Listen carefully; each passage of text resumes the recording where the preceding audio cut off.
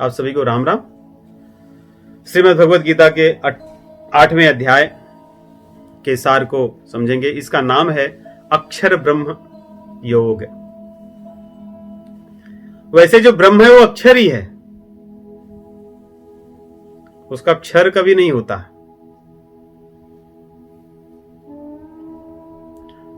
इसका नाम है अक्षर ब्रह्म, अर्थात जो ब्रह्म जो अक्षर है, जो कभी नष्ट नहीं होता। क्योंकि प्रकृति को भी कई बार ब्रह्म के रूप में कहा गया है।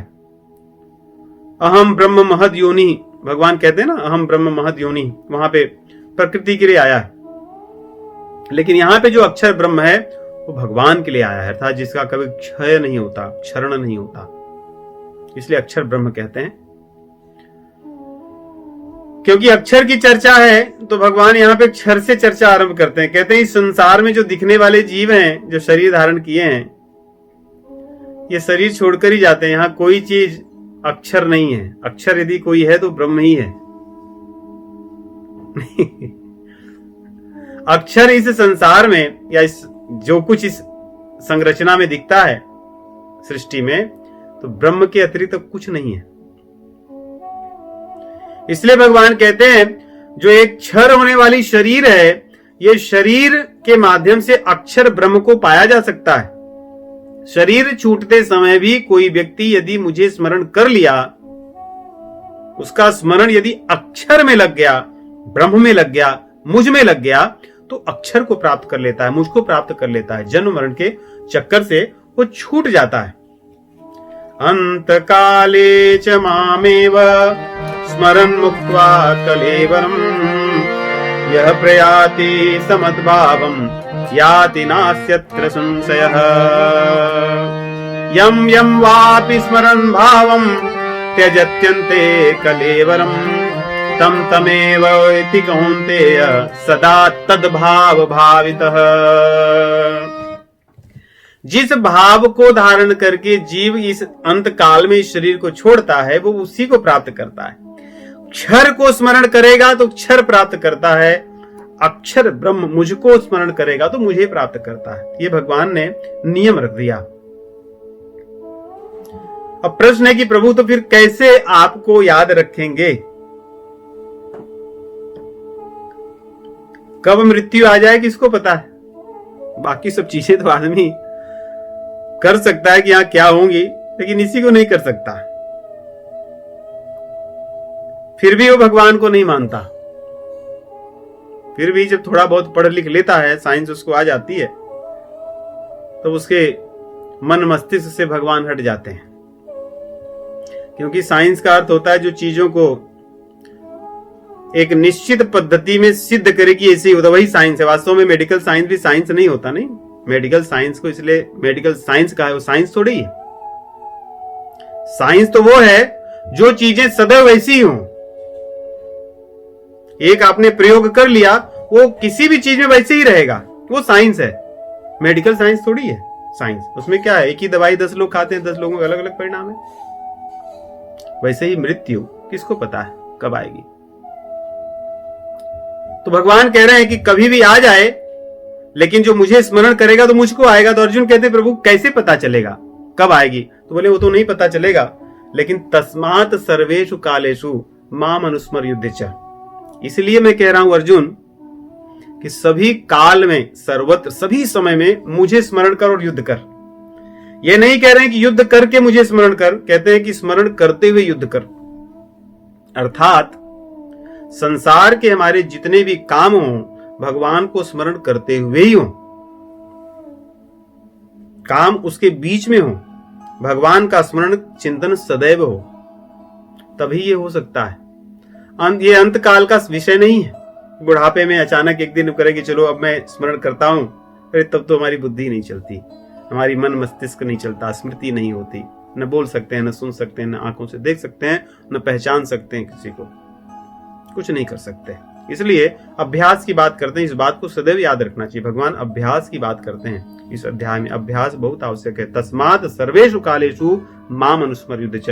इस प्रकार कह के भगवान अर्जुन को ये बात कहते हैं कि अर्जुन सब काम करते रहना, लेकिन उस काम को करते हुए मुझको स्मरण क्यों करना? क्योंकि मैं ही अक्षर ब्रह्म हूं। बाकी सब चीजें तो नश्वर हैं, माम उपेत्य पुनर्जन्म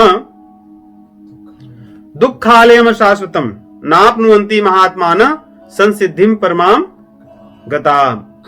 भगवान कह रहे हैं कि संसिद्धि प्राप्त करना यदि तो मुझे स्मरण करो, क्योंकि जब मुझे स्मरण करोगे माम उपेत्य पुनर्जन्म, तब तुम्हें पुनर्जन्म नहीं होगा, क्योंकि संसार में तुम्हें दुख ही मिलना है अर्जुन। तो जो भी काम करोगे उसका अंत परिणाम वास्तव में दुख होगा, इसलिए मुझे स्मरण करते हुए याद रखो।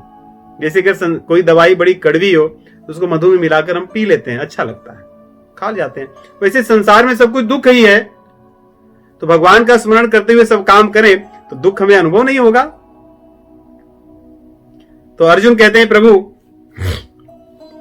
क्या इसी पृथ्वी लोक में ही ऐसा कहते? नहीं, आप ब्रह्म भुवना लोका पुनरावर्तिनो अर्जुना नाप्नुवन्ति मां उपेत्य तु कौन्तेय पुनर्जन्म न विद्यते। कहते हैं कि हे अर्जुन, आप ब्रह्म भुवना लोका पुनरावर्तिनो अर्जुना, केवल ऐसा नहीं कि संसार को छोड़कर तुम स्वर्ग लोक चले जाओगे तो बच जाओगे, ब्रह्मा के लोक चले जाओगे तो बच जाओगे, ऐसा कुछ नहीं है। कहीं भी जाओ लौटकर फिर आओगे, इसी चक्र में आते जाते रहोगे। इस प्रकार भगवान यहां पे ये क्षर जो शरीर है, किस कारण ये बार बार मिलता है, किस कारण दुख मिलता है, इसकी चर्चा करते हैं और कहते हैं कि ब्रह्मा लोक तक जाओगे, ब्रह्मा लोक में एक दिन उनका 1000 कल्प के समान होता है। पृथ्वी पर 43,20,000 वर्ष बीत जाने पर एक कल्प होता है, और ऐसे 1000 कल्प होने पर ब्रह्मा जी का एक दिन होता है, और उतनी ही ब्रह्मा जी की रात्रि होती है। इस प्रकार 360 जब दिन हो जाते हैं तो ब्रह्मा जी के 1 वर्ष होते हैं, और ऐसे मिला करके 100 वर्षों तक ब्रह्मा जी की आयु है। तो जोड़ घटा लीजिए कि ब्रह्मा जी कितने दिनों तक रहते हैं। कहते हैं वो भी एक दिन छोड़कर सब चले जाते हैं, इसलिए ऐसा नहीं कि वहां जाकर बच जाओगे। इसी क्रम में भगवान चर्चा करते हैं कि किस प्रकार धूम मार्ग और अर्ची मार्ग से जीव जाता है, किस प्रकार दक्षिणायन के मार्ग से जाता हुआ जीव पितरलोक तक जाकर और फिर वहां से चंद्रलोक तक जाकर लौट आता है, और किस प्रकार अर्ची मार्ग से जाता हुआ जीव कई बार ब्रह्मलोक तक जाकर वहां से पुनः उसकी गति होती है वापस संसार में, फिर से जन्म मरण के चक्कर में रहता है।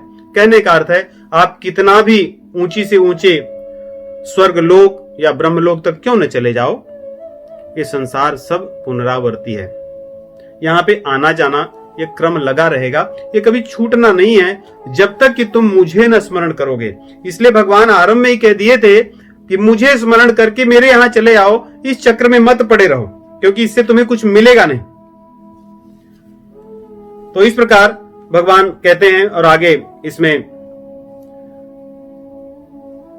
अंतिम का जो श्लोक है इसकी इस अध्याय की के उपसंहार को करते हुए भगवान कहते हैं कि वेदेषु यज्ञेषु तपःसु चैव दानेषु यत् पुण्य फलम प्रतिष्ठम अत्येति तत्सर्वमिदं विदित्वा योगी परम स्थान उपैति चाद्यम। हे अर्जुन, यज्ञ करो, तप करो, वेदों में बताया कि जितनी क्रियाएं उनको करके जो बड़े बड़े पद प्राप्त होते हैं, वे स्थान जो योगी होता है अर्थात जो मेरा स्मरण करता है, जो मुझे चाहता है, उसको अपने आप वो स्थान मिल जाता है। तो इस प्रकार भगवान अक्षर ब्रह्म का वर्णन, किस प्रकार अक्षर ब्रह्म को हम प्राप्त कर सकते हैं, उसकी चर्चा इस अध्याय में करते हैं।